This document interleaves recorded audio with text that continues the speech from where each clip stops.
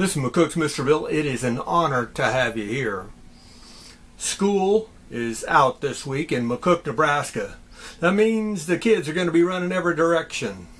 And I bet even you are going to be traveling more in the summer than you do in the winter, I would bet.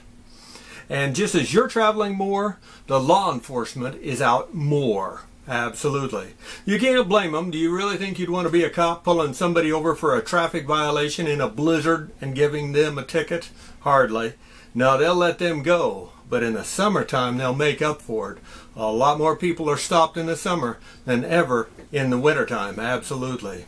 And so I'm just trying to keep you safe. Keep you safe.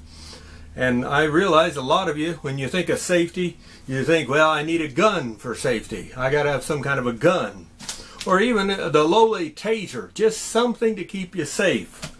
But if you really want to know the best thing that'll keep you safe, it's between your ears. And it's common sense. And it's just simply not breaking any laws. That's about as simple as I can get with it.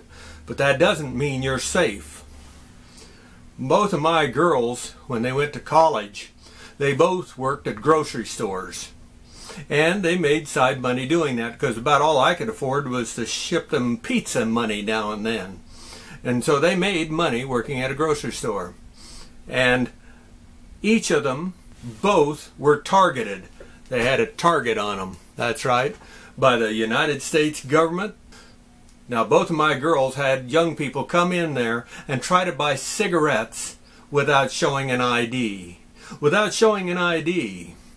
Neither one of them fell for the scams, and each time when the kids didn't get it, they finally went outside, and you know what they did? They got into police cars and left each time.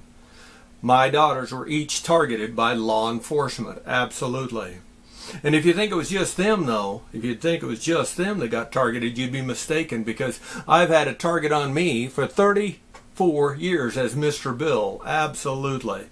And one of the classic ones was I was over at the swimming pool and a young lady showed up. Oh, I would guess 16 to 18. It's kind of hard to tell exactly how old a girl is in that bracket.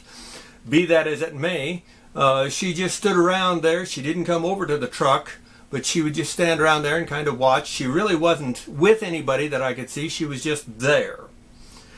She did that for 5 days. On the 5th day, at the end of the day, I get out and I go to pick up trash. It's a state law. And so I pick up the trash in the general area and over to the shelter house next to the swimming pool. I was over there. And she came up behind me and she said, "I'll go home with you for 50 bucks. And I said, "I don't think so." I didn't know if I heard her right. And she said, "No, I want to go home with you for $50.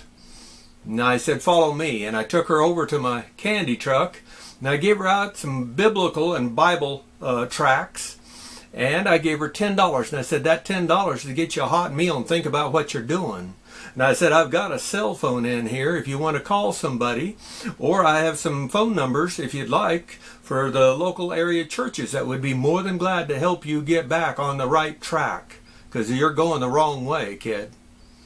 With that in mind, she then took my Bible tracts and threw them on the ground, took my $10 and walked off. Okay, at least I tried to help her. And as she got to the end of the block, I was headed over to the other side, back to the shelter house to finish cleaning there. And as I glanced back, she was on her own cell phone that I didn't know she had with her. And within 60 seconds, a state patrol car pulled up and she got in the front seat and they took off. I had just been targeted, and they got my $10. I've never forgiven them for taking my $10 at least. At least they could have come back and give that to me. And that's the kind of targets that they're coming after you. You never know who or why or what they're going to try to do to get you to break the law and perhaps even destroy your life. Destroy your life. So this summer, I want you all to be safe, no matter what your age. Remember, common sense, and don't break any laws.